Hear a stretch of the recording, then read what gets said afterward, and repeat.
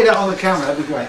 2 years in a row we've spent American Independence Okay, Day. it's Pete Feenstra here on Thursday the 4th of July, talking to the wonderful Warren Haynes on my left, Gov't Mule. Great to see you back in London. You were just telling me the last 2 American Independence nights you've been in London. Right here, yeah, we were here a year ago today. Wow, and here we are again, but with a brand new album. So before we talk about the album, you're more or less the hardest working rock blues guy out there. How do you find the time to actually still be creative when you're working all the time? You know, I think Working with different musicians and stuff? being inspired, you know, being around so many wonderful musicians and all the different projects that I do, there's a constant source or flow of inspiration. Yeah. You know, you just have to tap into it. Yeah, and you've got so many projects going on. Talking about the new album, it's called Shout. Completely novel idea of having a bonus CD with all the different guests on. Are we allowed to talk about who they are? I've got to say, before we talk about the guests, there's about 5 tracks on there which are people like Steve Winwood, Dr. John and everybody, which are great, but very few of them top your vocals. Well, so it was a very brave thing to other people in. And, maybe a stupid thing to do, time will tell. I know that after hearing all these amazing singers interpret our songs, it made me wonder if I should go re-sing them. Because I could have been influenced by their vocal performances, because their interpretations went in a completely different direction, and I think they'll influence the live versions, because I made a point of not redoing them, which, you know, I second guessed myself. Well, you know, the funk thing works really well for Glenn Hughes, and the reggae thing for Toots, of course. Oh, absolutely. That was obvious. Dr. John's got some gospel on there. Steve Winwood one, which I think is one of your best efforts before he redid it, is a soulful kind of thing. Yeah. Did you write these songs, or did you think of all those people for those particular songs after you'd done them? Did you think this would suit the other one that Elvis Costello done, more of an up-tempo thing? Did you think that would suit him and he would be the guy to It was that? usually after the fact. You know, the Elvis Costello track, Funny Little Tragedy, was a little bit more leaning that direction of like the Attractions or the Clash or something than we had ever gone. Yeah. And as Gov't Mule. As Gov't Mule, or anything that for myself, and so we worked it up, and once we played it, it kind of had that sort of vibe. So I thought about Elvis for that. The Toots one was obvious, you know. Yeah, for sure. He sounded incredible on that song. There was one section in the song that we kept referring to as the Toots section, and joking about how great it would be to hear him sing it. Isn't it just, you know, yeah.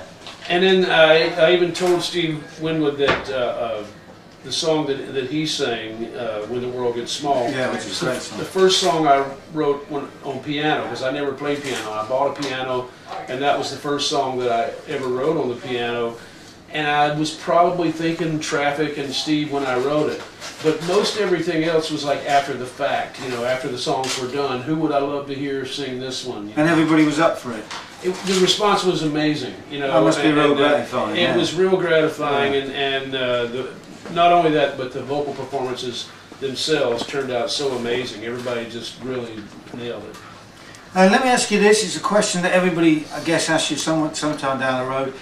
Given all the projects that you do, and you work with the Allman Brothers, you've just done the Jerry Garcia thing, I believe, with the orchestra, all that kind of stuff. How do you maintain the focus of Gov't Mule? Is it just like coming back to old friends and then it all clicks together? How does that work? Yeah, we all get along famously, for one. We're all very close friends. And I still consider Gov't Mule to be the thing that is really,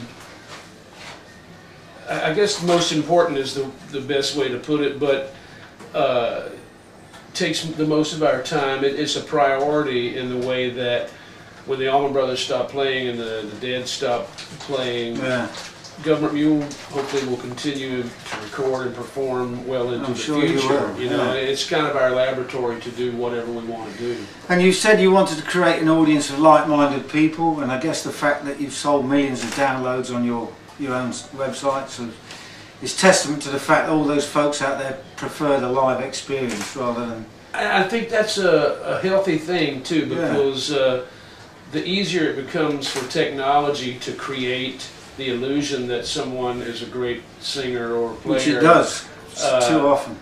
But I don't think that can be faked live. I think the audience knows when they're hearing the real thing live. And so a lot of people theorize that in the future, performers that are great live will be the ones that prevail. And the other thing you're famous for, of course, Warren, is the fact that you change your set more or less every night. How many songs does that mean you guys have actually got in the locker before you... Well, over the course of a year, several hundred will get wow. played. And as far as how many we've played from the beginning, it's well over 1,000. And that covers your whole catalogue, I guess? Yeah, even songs we played one time. You know, wow. Which happens. But, you know, there's probably 150 original songs, and then countless cover songs. And then talking of which, I got to interrupt you on this because some people ask me about this. Apparently you did the whole of Mad Dogs and Englishmen? Yeah. That's unbelievable. And the Who's Next? Yeah. So you've done some more things like that? Halloween and New Year's Eve, we take the liberty of doing a tribute to another band or artist. Wow. And we've done, you know, so many different cool bands or albums, you know, those being two of them. And three of the songs on the album I need to ask you about: Stoop Solo, Bring On The Music and Forsaken Saviour. They're all kind of homages to people like Sly and Family Stone, yeah. Free, yeah. and the band. Yeah.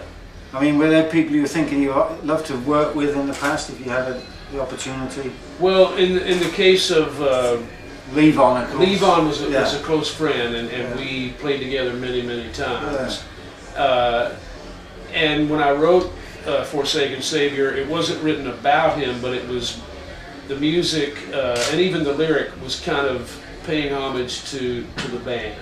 Yeah. And he's someone I miss dearly, and I was a huge fan before we became friends. So when's the album out? When can people get it? September 24th. Wow. And how much of it are you going to be playing tonight? I don't know. I haven't written the set list yet. I would say two or three. 700 songs to choose from.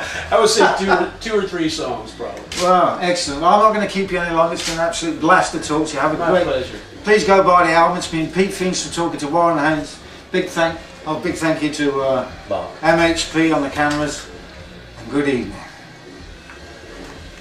Cool. We got it. Thank you.